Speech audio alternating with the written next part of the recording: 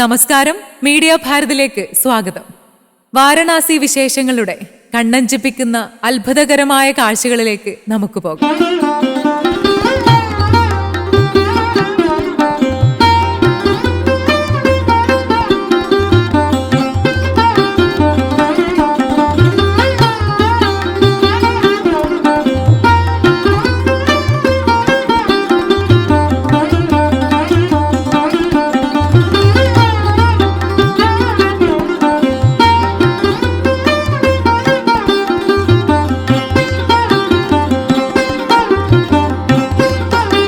ഉത്തർപ്രദേശിലെ ഗംഗാ നദിയുടെ പടിഞ്ഞാറൻ തീരത്ത് ഏതാണ്ട് 6 കിലോമീറ്ററിലധികം നീളത്തിൽ സ്ഥിതി ചെയ്യുന്ന ഒരു പട്ടണമാണ് ബനാറസ്, കാശി എന്നീ പേരുകളിൽ അറിയപ്പെടുന്ന വാരണാസി. ഹിന്ദുക്കളുടെയും ബുദ്ധമതക്കാരുടെയും ജൈനമതക്കാരുടെയും പുണ്യനഗരമായ ഇത് ലോകത്തിലെ ഏറ്റവും പഴയ നഗരങ്ങളിൽ ഒന്നായി കണക്കാക്കപ്പെടുന്നു. 1200 BC മുതലേ ഈ നഗരം നിലനിന്നിരുന്നു എന്ന് കരുതുന്നു. ഹിന്ദു ത്രിമൂർത്തികളിൽ ഒരാളായ ശിവന്റെ ത്രിശൂലത്തിന്മേലാണത്രേ കാശിയുടെ കിടപ്പ്. കാശി എന്നതിന് പ്രകാശമായ കൂടിയുണ്ട്. പണ്ഡിതരുടെയും ജ്ഞാനികളുടെയും സാന്നിധ്യത്തിൽ ജ്ഞാനസമ്പന്നമാണ് കാശി എന്നാണ് പറയുന്നത്. ഗംഗയിലേക്ക് ഒഴുകിയെത്തുന്ന വരുണ, അസ്സി എന്നീ നദികൾക്കിടയിൽ ഗംഗയോട് തീരത്തിനടുത്ത് ചേർന്ന് കിടക്കുന്ന സ്ഥലമാണ് വാരണസി ആയത് എന്നാണ് പറയപ്പെടുന്നത്. ഹിന്ദുക്കളുടെ പുണ്യസ്ഥലങ്ങളിൽ ഏറ്റവും പ്രധാനപ്പെട്ടതാണ് വാരണാസി. കല്ലുകൊണ്ട് നിർമ്മിച്ച പഴയ ക്ഷേത്രങ്ങൾ മുതൽ ആധുനിക ക്ഷേത്രങ്ങൾ വരെ നിരവധി ക്ഷേത്രങ്ങൾ വാരണാസിയിലുണ്ട്. അശോക സാമ്രാജ്യത്തിന്റെ കാലത്ത് ബുദ്ധമത അനുയായികൾ ആദ്യകാല നഗരമായ വാരണാസിയിൽ കാലത്തിനനുസരിച്ച് പുരോഗമനങ്ങൾ കൊണ്ടുവന്നിരുന്നു.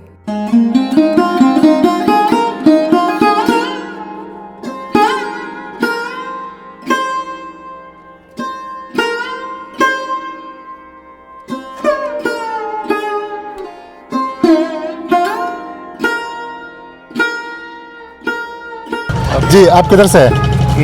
कर्नाटक से। कर्नाटक में किधर है? अतनी और बागलकोट। ओके। और इधर गया प्रयागराज में गया? हाँ, प्रयागराज में। तो स्नान अच्छा हो गया? अच्छा हो गया, बहुत हिंदू धर्म का अच्छा। ओके, पूरा हो गया। मोदी और योगी का अच्छा काम चलता है। अच्छा बहुत नीट है ना उधर, देखने के लिए बहुत नीट है। सब कुछ सनातन धर्म का स्टैंड, हिंदू का संस्कृति है। ओके, मोदी जी का। ओके, अभी इधर कितना दिन हो गया? अभी इधर वाराणसी में 3 दिन हो गया। ओके, इधर किधर होटल में और जंगमवाड़ी मठ है। कर्नाटक स्टेट में सभी लोगों को ये जंगमवाड़ी मठ में रहते हैं। ओके, अच्छा है उधर खाना पीना सब कुछ। ये जगतगुरु पंचपीठ जगतगुरु है। अभी इधर से किधर जाता है? अयोध्या गया? अयोध्या नहीं जा, कल जाता है। ओके जी. ഇപ്പോൾ നമ്മൾ നിൽക്കുന്നത് ഒരു ഒറ്റയാൾ പോരാട്ടത്തിൻ്റെ മുന്നിലാണ് നിൽക്കുന്നത്. അതായത് ഇതിൽ തന്നെ കാണാം സൈൻ ടു സ്റ്റോപ്പ് ഇൻജസ്റ്റിസ്. അതുപോലെ തന്നെ അദ്ദേഹം ഉയർത്തിപ്പിടിക്കുന്നു ശിവബോധ്.org. ഓക്കെ, അതുപോലെ പ്രൊട്ടക്റ്റ് സനാതന ധർമ്മ എന്നൊക്കെ പറഞ്ഞുകൊണ്ടുള്ള ബോർഡോടുകൂടി അദ്ദേഹം ഇവിടെ ഒരു ഒറ്റയാൾ പോരാട്ടമാണ്. അദ്ദേഹത്തിൻ്റെ പോരാട്ടത്തിൻ്റെ കാരണം തന്നെ പറയുന്നത് ഇവിടെ നമ്മളിപ്പോൾ നേരത്തെ കണ്ടു, ഈ ബോട്ട് ഓടിക്കുന്നവരൊന്നും ഇവിടെ ആരതി പൂജയ്ക്ക് സമ്മതിക്കുന്നില്ല. ചെയ്തു കഴിഞ്ഞാൽ ഈ പണ്ഡിതന്മാരുടെ കയ്യും കാലും ഒക്കെ തല്ലി ഓടിക്കുമെന്നാണ് പറയുന്നത്. അദ്ദേഹം ഓൾറെഡി ഒരു പെറ്റീഷനൊക്കെ കൊടുത്തിട്ടുണ്ട്. അതുപോലെ തന്നെ ഇദ്ദേഹം പറയുന്ന മറ്റൊരു കാര്യം എന്ന് പറയുന്നത് ഇവിടുത്തെ ഡ്രഗ്സിൻ്റെ ഉപയോഗമാണ്. ഏറ്റവും ഈ പുലർച്ചെയൊക്കെ വന്നു കഴിഞ്ഞാൽ ഒരുപാട് ഡ്രഗ്സ് ഉപയോഗിക്കുന്ന ഒരുപാട് പേരുണ്ട്.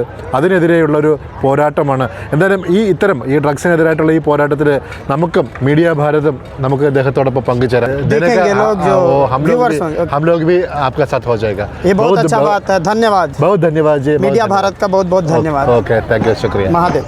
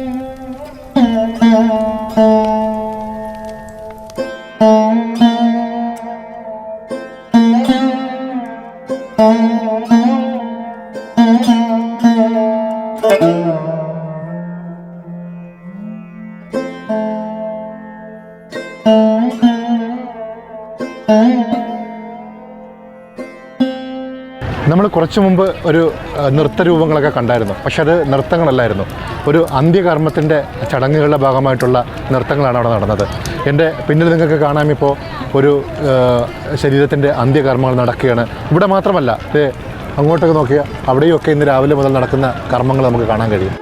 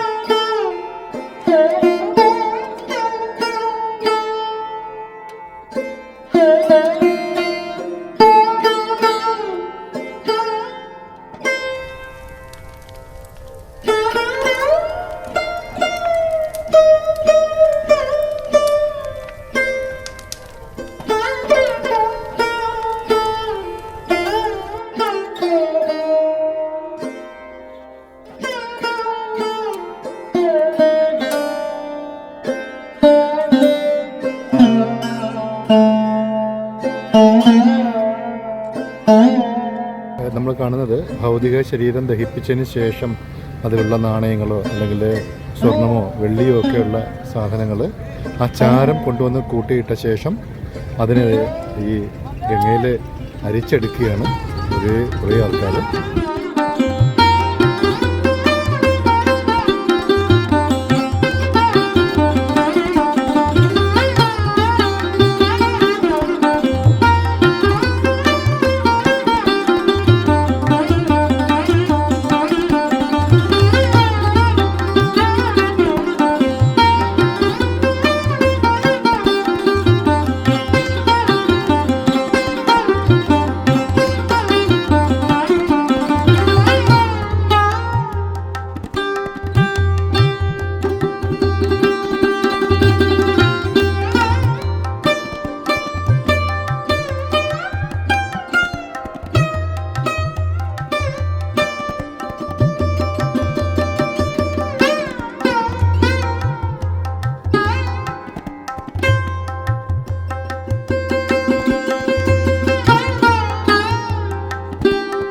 ഞങ്ങളിങ്ങനെ ഈ ഓരോ ഘാട്ടുകളൊക്കെ കഴിഞ്ഞ് വന്നപ്പോഴത്തേക്ക് നമ്മുടെ തമിഴ്നാട് ഘട്ടിൻ്റെ തൊട്ടുപുറത്തായിട്ട് നമുക്ക് ഗുജറാത്തിൽ നിന്നുള്ള രണ്ട് സുഹൃത്തുക്കളെ കിട്ടിയിട്ടുണ്ട്.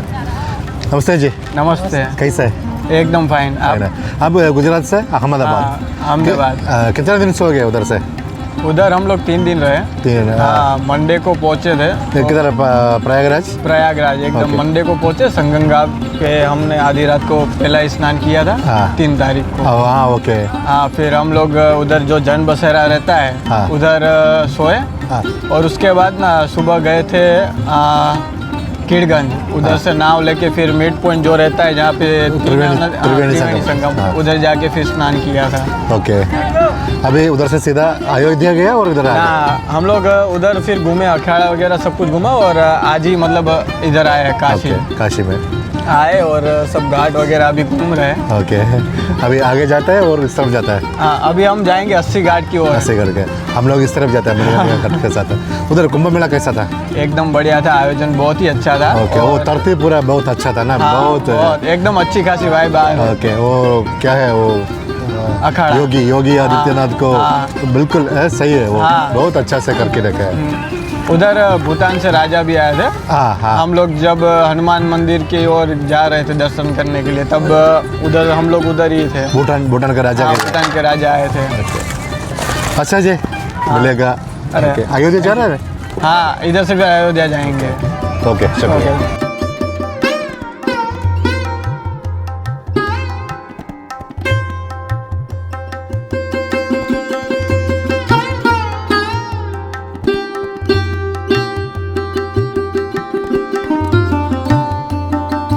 ഞാനിപ്പോൾ ഇരിക്കുന്നത് നിങ്ങൾക്ക് കാണാം നാരദ് ഘട്ടിൻ്റെ മുന്നിലാണ്. ഇവിടെ ഞങ്ങൾ വന്ന വഴിക്ക് കുറച്ച് സുഹൃത്തുക്കൾ പറഞ്ഞറിഞ്ഞൊരു അറിവാണ്, ഇവിടുന്ന് ഒരിക്കലും ഈ ഘട്ടിലിറങ്ങിയിട്ട് സുഹൃത്തുക്കളായിട്ട് അല്ലെങ്കിൽ ഒരു സംഘമായിട്ട് വരുന്നവർ കുളിക്കരുതെന്ന്. ഒരുമിച്ച് കുളിച്ചു കഴിഞ്ഞാൽ അവർ പിന്നെ ആ ഒരു 10 മിനിറ്റിനുള്ളിൽ തന്നെ ബദ്ധ ശത്രുക്കളായി മാറുന്നതാണ്. അങ്ങനെ അറിയാതെ നമ്മളിവിടെ ഇറങ്ങി ഒരു സംഘമായിട്ട് വന്ന് കുളിക്കുകയാണെങ്കിൽ അങ്ങനെ കുളിച്ചവർ 21 ദിവസം ഇവിടെ ക്ഷേത്രത്തിൽ പോയി ഭജനം ഇരിക്കണമെന്നൊക്കെയാണ് ഐതിഹ്യം പറയുന്നത്.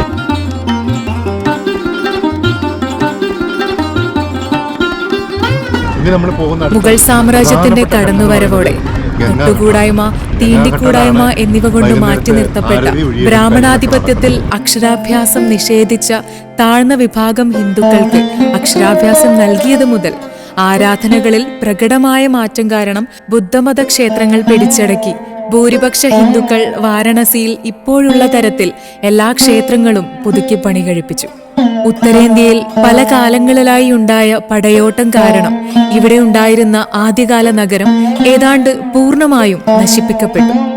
വിഗ്രഹാരാധനയോടുള്ള എതിർപ്പാണ് വൻതോതിലുള്ള ഈ നശീകരണത്തിന് കാരണമായത് എന്ന് കരുതപ്പെടുന്നു. അതുകൊണ്ട് വാരണാസിയിൽ ഇപ്പോഴുള്ള മിക്കവാറും ക്ഷേത്രങ്ങളുടെയും നിർമ്മാണം പിൽക്കാലത്ത്, അതായത് 18-ാം നൂറ്റാണ്ടിൽ മറാഠകളുടെ കാലത്താണ് നടന്നത്.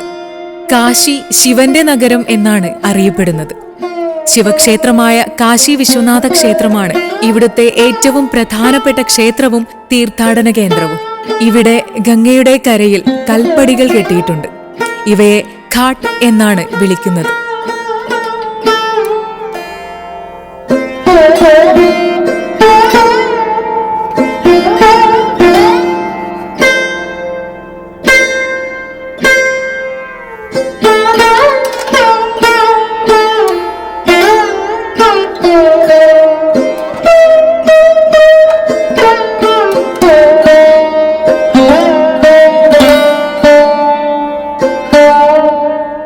ക്ഷേത്ര ദർശനത്തിനു മുൻപ് ആളുകൾ ഈ പടികളിൽ വന്ന് കുളിക്കുന്നു.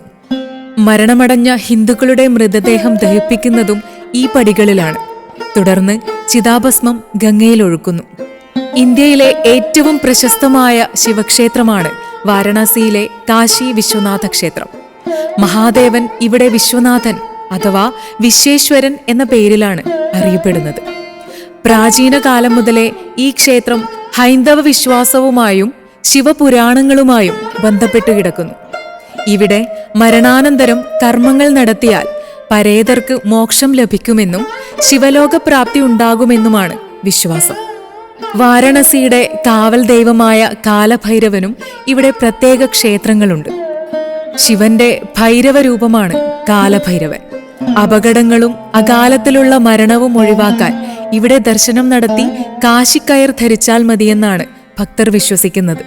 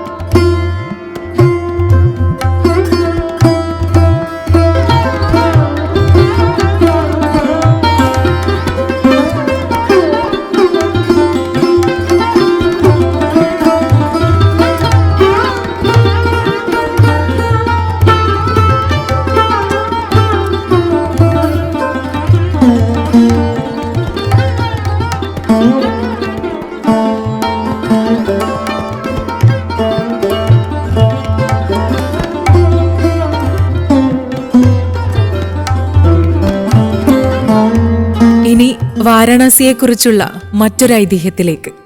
ഒരിക്കൽ ബ്രഹ്മാവും വിഷ്ണുവും തമ്മിൽ ഒരു തർക്കമുണ്ടായി. തങ്ങളിൽ ആരാണ് കേമൻ? ബ്രഹ്മാവ് പറയുന്നു, ഈ പ്രപഞ്ചത്തിലെ സകലതിൻ്റെയും സ്രഷ്ടാവ് ഞാനാണ്. ഞാൻ സൃഷ്ടികർമ്മം നടത്തിയില്ലെങ്കിൽ ഈ പ്രപഞ്ചമില്ല. വിഷ്ണു പറഞ്ഞു, ഈ സൃഷ്ടികളെ മുഴുവൻ നിലനിർത്തുന്നതും പരിപാലിക്കുന്നതും ഞാനാണ്. ഞാനില്ലെങ്കിൽ ഈ സൃഷ്ടികളെല്ലാം ക്ഷണമാത്രമേ ഉണ്ടാകൂ. തർക്കം മൂത്തപ്പോൾ മഹാദേവൻ ഇടപെട്ടു. ഭഗവാൻ പറഞ്ഞു, ഞാൻ സകല ലോകങ്ങളെയും ഭേദിച്ചുകൊണ്ട് മേലോട്ടും താഴോട്ടുമായി ഭീമാകാരമായ ഒരു ജ്യോതിർലിംഗമായി വളരാൻ പോവുകയാണ്. നിങ്ങളിൽ ഒരാൾ ഈ ജ്യോതിർലിംഗത്തിന്റെ മുകളിലേക്ക് സഞ്ചരിച്ച് അതിൻ്റെ മുകളറ്റം ദർശിച്ച് തിരികെ വരിക. മറ്റൊരാൾ താഴോട്ട് സഞ്ചരിച്ച് താഴത്തെ അറ്റം ദർശിച്ച് തിരികെ വരിക. ആരാദ്യം വരുന്നുവോ അയാളായിരിക്കും വിജയി. രണ്ടുപേരും സമ്മതിച്ചു. മഹാദേവൻ വലിയ ഒരു തൂണുപോലെ ജ്യോതിർലിംഗമായി താഴോട്ടും മേലോട്ടും വളർന്നു. ബ്രഹ്മദേവൻ ഒരു അരയന്നമായി ജ്യോതിർലിംഗത്തിന്റെ മുകളറ്റം കാണുവാനായി പുറപ്പെട്ടു. മഹാവിഷ്ണുവാകട്ടെ ഒരു പന്നിയുടെ രൂപമെടുത്ത് താഴോട്ടും കുതിച്ചു. കാലങ്ങളോളം സഞ്ചരിച്ചിട്ടും ഈ ജ്യോതിർലിംഗത്തിന്റെ മുകളറ്റവും താഴറ്റവും കാണുവാൻ രണ്ടുപേർക്കും കഴിഞ്ഞില്ല. മഹാവിഷ്ണു തോൽവി സമ്മതിച്ച് തിരികെ മഹാദേവന് മുന്നിലെത്തി. ബ്രഹ്മാവാകട്ടെ മുകളിലേക്ക് സഞ്ചരിക്കുന്നതിനിടയിൽ മുകളിൽ നിന്നും ഒരു കൈതപ്പൂവ് താഴോട്ട് വരുന്നത് കണ്ടു. ബ്രഹ്മാവ് ചോദിച്ചു, നീ എവിടെ നിന്ന് വരുന്നു? കൈതപ്പൂവ് പറഞ്ഞു, ഞാൻ ജ്യോതിർലിംഗത്തിന്റെ മുകളറ്റത്തു നിന്നും താഴോട്ടു പതിച്ചു വരുന്ന വഴിയാണ്. ബ്രഹ്മാവിന് സന്തോഷമായി. മുകളറ്റം എത്താറായി. ബ്രഹ്മാവ് ചോദിച്ചു, ഇനി എത്ര ദൂരം സഞ്ചരിച്ചാൽ മുകളറ്റത്തെത്താം? കൈതപ്പൂവ് പറഞ്ഞു, ഞാൻ അവിടെ നിന്നും പുറപ്പെട്ടിട്ട് അനേകം കാലമായി. ഇനി എത്ര കാലം സഞ്ചരിച്ചാൽ താഴെ എത്തുമെന്നറിയില്ല. ബ്രഹ്മാവ് വിഷണ്ണനായി. ഇനിയും മുകളിലേക്ക് പോവാൻ വയ്യ. അദ്ദേഹം കൈതപ്പൂവിനോട് ചോദിച്ചു, നീ എനിക്കൊരു ഉപകാരം ചെയ്യാമോ? നീ ഏതായാലും മുകളറ്റത്തു നിന്നല്ലേ വരുന്നത്? നമുക്കൊരുമിച്ച് താഴോട്ടു പോകാം. നീ എനിക്കു വേണ്ടി മഹാദേവനോട് ഒരു ചെറിയ കളവ് പറയണം. കൈതപ്പൂവ് ചോദിച്ചു, ഞാൻ എന്താണ് ചെയ്യേണ്ടത്?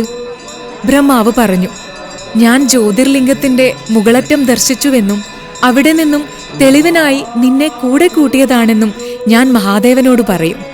ശരിയാണോ എന്ന് മഹാദേവൻ ചോദിച്ചാൽ അതേ എന്ന് നീ പറയണം. കൈതപ്പൂവ് സമ്മതിച്ചു.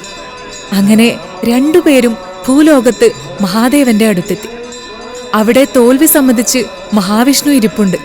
വിജയിയുടെ ഭാവത്തിൽ ബ്രഹ്മാവ് പറഞ്ഞു, ഞാൻ ജ്യോതിർലിംഗത്തിന്റെ മുകളറ്റം ദർശിച്ചിരിക്കുന്നു. അവിടെ നിന്നും ഞാൻ എടുത്തുകൊണ്ടുവന്ന കൈതപ്പൂവാണിത്. മഹാദേവൻ കൈതപ്പൂവിനോട് ചോദിച്ചു, ബ്രഹ്മാവ് പറഞ്ഞത് സത്യമാണോ? അതേ എന്ന് കൈതപ്പൂവ് മറുപടി നൽകി. രണ്ടുപേരും പറഞ്ഞത് കളവാണെന്ന് ബോധ്യമുള്ള മഹാദേവന്റെ രൂപഭാവങ്ങൾ മാറി. കോപം പൂണ്ട് ഭയാനകമായ രൗദ്രഭാവത്തിൽ വലിയ കൊമ്പൻ മീശയും ദംഷ്ട്രകളും കയ്യിൽ ആയുധങ്ങളുമെല്ലാമായി ഭീകരരൂപം കൈക്കൊണ്ടു. ആ രൂപമാണ് കാലഭൈരവൻ. കാലചക്രത്തെ നിയന്ത്രിക്കുന്ന പ്രപഞ്ചത്തിന്റെ മുഴുവൻ കാവലാളായ കാലഭൈരവൻ. അന്നുവരെ ബ്രഹ്മാവിന് 5 തലകളുണ്ടായിരുന്നു. പഞ്ചമുഖനായിരുന്നു. കോപിഷ്ഠനായ മഹാദേവൻ കളവ് പറഞ്ഞ ബ്രഹ്മാവിന്റെ മുകളിലേക്കുള്ള ശിരസ് പിഴുതെടുത്തു. അന്നുമുതൽ ബ്രഹ്മാവ് 4 മുഖനായി. അതിനു കള്ളസാക്ഷി പറഞ്ഞ കൈതപ്പൂവിനെ ശപിച്ചു. നീ സുഗന്ധമില്ലാത്തതും പൂജയ്ക്കെടുക്കാത്തതുമായ പൂവായി തീരട്ടെ.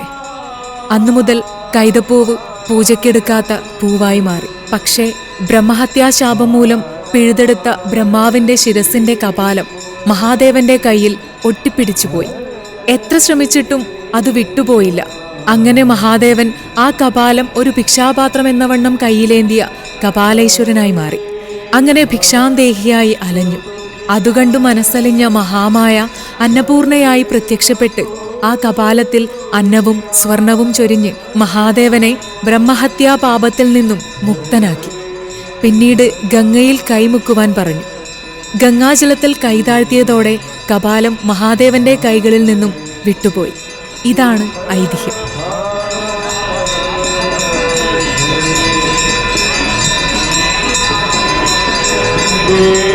Bye.